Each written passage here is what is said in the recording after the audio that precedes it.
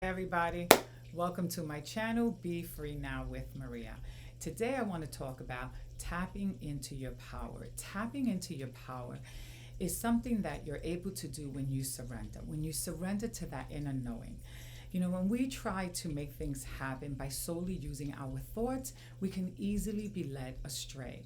In other words, we can get so caught up with thinking about what makes sense, what's right, what would benefit us, that we forget to listen to that inner knowing, and we get so distracted that we leave ourselves really with sometimes accomplished projects but not really feeling so good inside. In other words, we may be successful at whatever it is that we want to do by using our thoughts, but we're not necessarily going to feel fulfilled because we left a part of ourselves out. We left that inner knowing out, and we shifted from trusting something from within. In other words, something from within that's trying to guide us, that's more in alignment with what we really want, as opposed to what makes sense, in which way we can make money, or what is it that we're trying to force to happen. In other words, when we're trying to force something and we ignore our inner knowing, we can be successful, but we're not really going to feel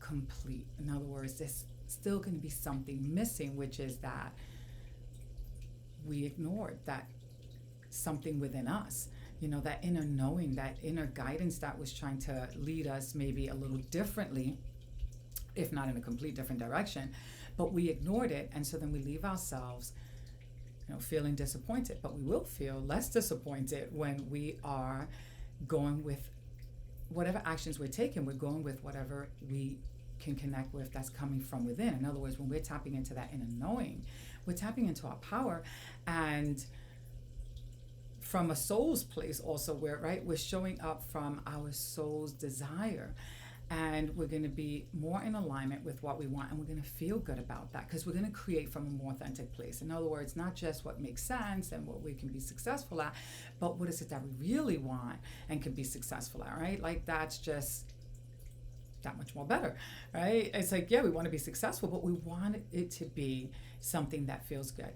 You know, we may want a relationship, but we also want that relationship to be in alignment with us. If we try to force ourselves into a relationship because we really want that relationship, but the other person doesn't really want to be in that relationship, there's a misalignment.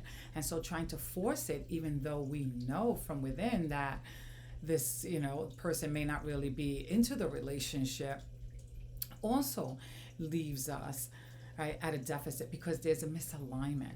So yes, if we want to be in a relationship, we don't just want to come from what we want solely based on our thoughts or our ego and what we think is gonna be the best thing for us. Instead, we want to listen. We want to listen to that inner knowing, right? We want to trust our gut feeling. We want to trust our intuition, and we want to function from that place.